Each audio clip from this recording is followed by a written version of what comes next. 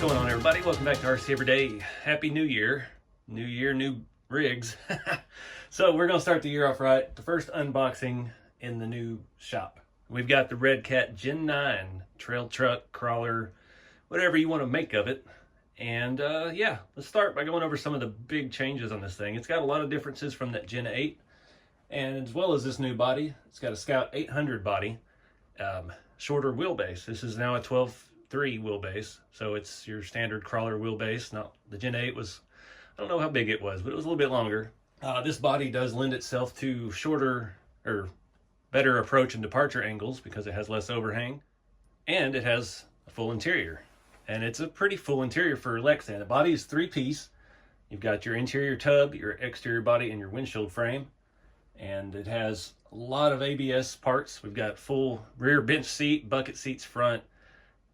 It's got wipers, grill lights, front and rear. The roll bar is actually one of my favorite things of this because it's not bolted together. It's all one cast piece. The only screws in it, the ones that go in from the bottom to hold it in, and the ones up here to hold your windshield frame down. We got mirrors, outer door handles, inner door handles, window cranks, shifters, clutch pedal, brake pedal, gas pedal. It's got it all. So it looks pretty good. It comes in this other blue color, which on the box it looked kind of purple, but I saw some in a Redcat video, and it actually looks like a really nice color. It's almost like a Subaru blue, but this gray has got a lot of depth to it. It's not just like silver gray. It's kind of got a, I don't want to say a pearl, but it's got a little flop in it. It adds a lot of depth to it. And you can see at the top edge it looks like bright silver. In the shadows it looks dark gray. All right, so like I said, the Scout 800 body, less overhang, better departure, better approach angle. We've got tail lights, reverse lights, front has headlights, all buckets and everything already installed, ready for an LED. Getting inside, you can see how deep these floor wells are. That is, let me grab a tape measure, we'll find out exactly how big that is. All right, so the floorboard from floor pan up is just shy of 2.5 inches. So the interior is all one molded piece Lexan. We've got full door panels. The seats, I like these little thin seats up front. Back's got a big chunkin' bench seat, but it's nice. This plastic stuff feels fantastic. It's kind of like the SCX-10 was. The plastic materials have gotten so much better over time. Has a bunch of stickers. We'll show you those in a little bit for floor mats, and it's even got speakers and stuff. And for the inside, we've got all 3 pedals, and they're quite long, very scale looking. Steering column. These trucks are pretty basic in real life. Everybody remembers back in the old videos with Buddy Ray, who did RC videos with me for a little while. He has one of these in real life, and it's pretty accurate. They just have a giant box in the middle for a transmission tunnel, and looks pretty good. I think we might be able to squeeze some scale figure in there. Still not a whole lot of drop from the front of the seat, but we're getting more. Every rig that comes out, we're getting a little more towards the scale. But like I said, this plastic stuff, no screw holes. It's got one little finish edge on it. You could easily sand off and paint that. And it's got a nice satin finish to it. I dig it. We got mirrors, outer door handles. Everything looks pretty easy to swap around. I mean, you could even take this out, this interior tray, and make your own interior if you are so inclined. I don't know. Windshields is stickers and the window trims and stuff, but Lexan's trying. Companies are trying to get more with the scale stuff. And this is a huge step for Redcat. You can see some of the things they learned with the lowriders, the multi-piece bodies. The edges and stuff on this look fantastic. So I think it's a step in the right direction. I like the interior. Out front, we've got giant round headlights with kind of a, I don't know what you call that, textured plastic so you don't get that glaring, see the LED through it. It'll have a little bit of a, what do they call it, diffusion. A sticker grill, but that could, I'm sure, that's just a bolt-on piece, so that'll be easily remedied in the future with 3D and aftermarket companies doing more scale things for it. We saw what kind of scale stuff came out for the Axial Bronco, and I mean, companies like CC Hand was even making stuff for them, so I don't see that out of the realm of possibility for this. It's talking about aftermarket stuff. This is out now, today, this video, whenever this actually is. And they've worked ahead of time with Trill to make some brass and aluminum parts for it, for these axles and everything. We'll talk more about the axles in a minute, because this is the swan song right here. This is my favorite thing, if I can always find it. 2 little things The body's hinged. Just slides right up. And it's super easy to get back down. And I can never find them. It's the easiest thing in the world, and I can never find them. Turn it, and boom. The body's on. So I think wrapping up the exterior, the sliders are a part of the chassis, and they allow easy access to get the body in and out. That's one problem I had with my Gladiator and my Bronco. Every time you go to put the body on, it would get caught up with the fenders. It had the bolt-on fenders, and it just would not pop back into place very easily. This thing has a lot of room, no hang-ups at all with it. The hinged body is fantastic. So it just slides right out of the back and pops right out. You can see there's a lot of inner structure in there to support that. You can see the light buckets. A lot going on back there. Out front, you can see the mechanism. It's got a little O-ring there for cushion. Really nice design. I like it when the bodies come off easy. All right, so new features with the Gen 9. We've got a 2-speed transmission. As I said, they've used the same transmission from the Gen 8. Nothing wrong with it. They've added another housing on the back that allows it to have second gear. We've got a micro servo here. It looks like that's a Hexfly ESC. It's a 40 amp rating. Sorry, not 1040. It's a 40 amp rating. Their torque spec servo is something like 40 ounces of torque, but that's on 8.4 volts, which you really can't do with this.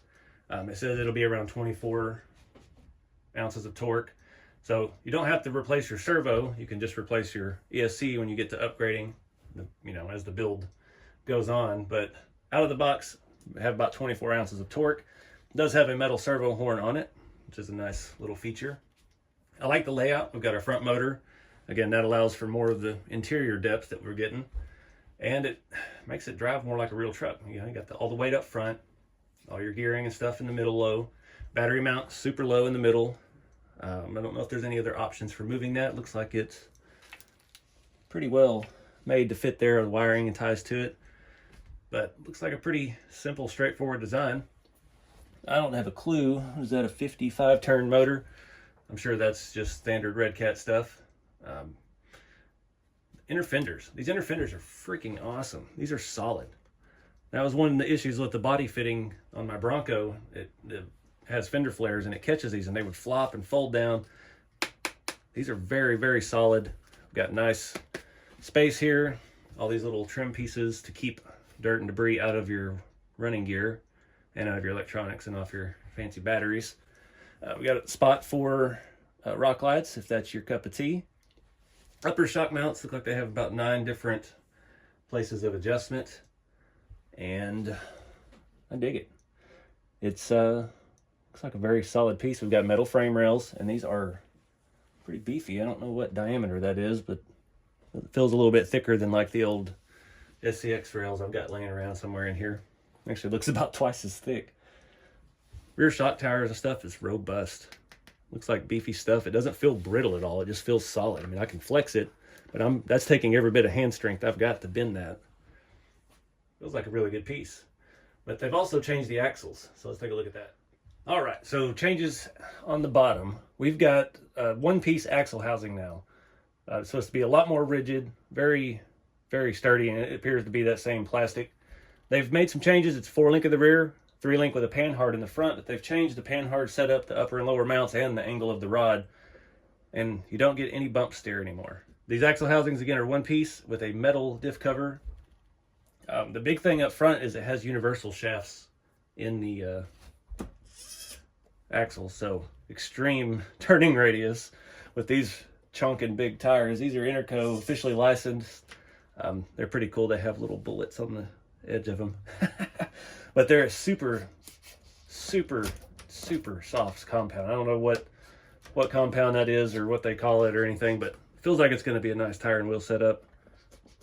It's got a lot of grip just on the treads, let alone the stiffness of the sidewall on the tire itself is pretty soft. But feels like a nice setup. We do have portals still. I'm not a big portal fan. It just doesn't look scale to me, but that's my primary focus is scale stuff.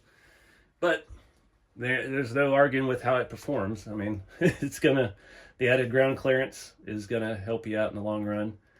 Everything's just kind of beefed up. We've got solid metal steering rods. We've got a metal servo horn, servo link. All our links are pretty solid metal.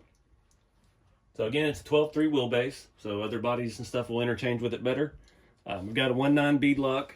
These are plastic trim ring on the outside, but it is a traditional style bead lock. And I'm sure there'll be some aftermarket options for that. You can make it look how you like.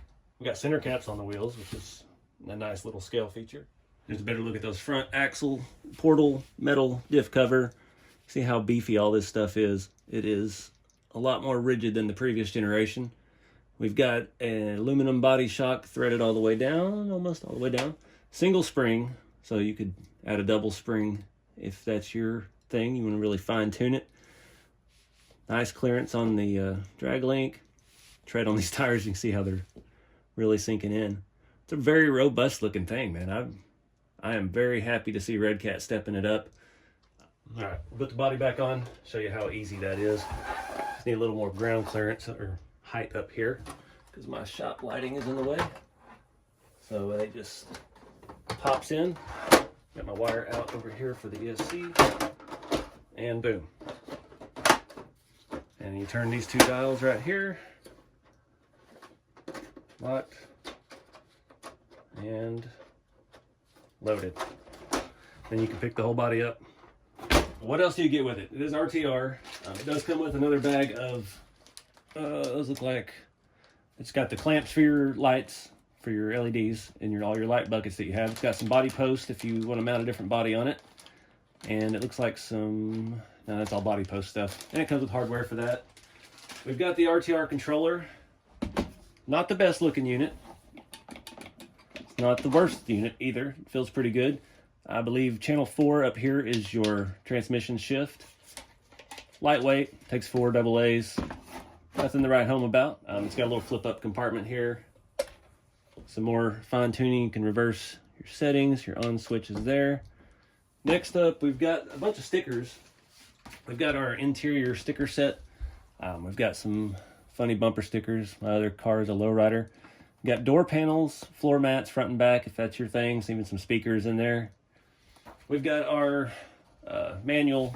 This is more just of a guide. There's no actual assembly instructions for most of it. It looks like there was some troubleshooting on transmission, how your slipper clutch and stuff goes together, but not a full assembly manual, just your basic do this and this and hit the trail. Then we got the big sticker sheet. We've got hood stripes, body side stripes of several different assortments, some different things if you just want to put something back here on the back. I'm not a big sticker fan. I think it looks cool tastefully with the Scout emblems and just kind of plain this color. Like I said, it's got a little bit of something in it that makes it flop, and I like it. One thing they have that I think is really cool, you see these on RVs and off-road vehicles and stuff that go wheeling all over the country. You got a little state sticker for every state you've wheeled in. So that's pretty neat. So overall, I'm not disappointed one bit with this. I think it's going to be a good truck. So now let's put money where our mouth is and go hit the trail and get a battery.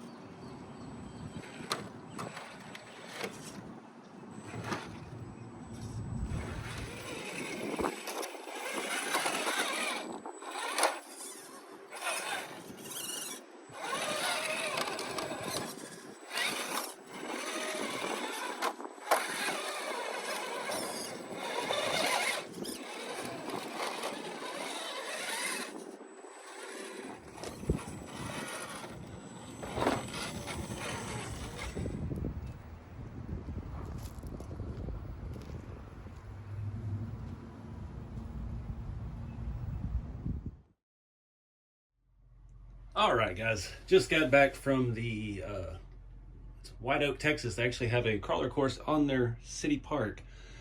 As my first time crawling there, it's actually a really neat spot. So I think the rig did pretty well. I had one goof up.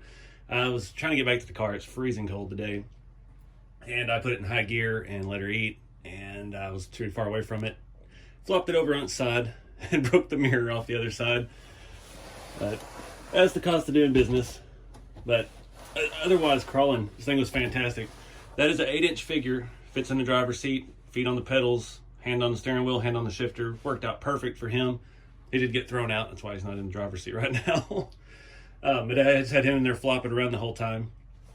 The thing on this, the turning radius is fantastic. We've got those universal shafts on the axle. I was able to get in some really tight spots and pull myself right out of it to be able to turn so sharp. These tires got a pretty good amount of bite. That course was pretty extreme. They had a lot more hardcore rocks than I was expecting, but I found some easier parts on it that were more suited to a 1.9 tire. Some of that course was set up for comp crawling, so it was pretty gnarly. But it had a good mix of stuff. I was really happy with that. That'll definitely be my new proving ground, I guess we'll say. What else? It's got some trail rash on it, but other than that, the radio is really not bad, and it allows you to thumb steer on the trail, especially while you're trying to film. That was super handy. So yeah, I like this thing. I'm trying to figure out, I don't really think there's anything I want to do to it yet. Tire and wheel, again, not bad at all. Those tires are super grippy. Everything was dry today for the most part. It was just cold, so I wasn't getting a whole lot of bite. In some spots, and those rocks were pretty slick anyway. But that was a lot of fun. So if you're interested in these trucks, check out the link below. Helps out the channel. And yeah, let me know what you want to see done to a Redcat Gen 9. Until next time, guys, keep it scale, and I'll see you in the next one.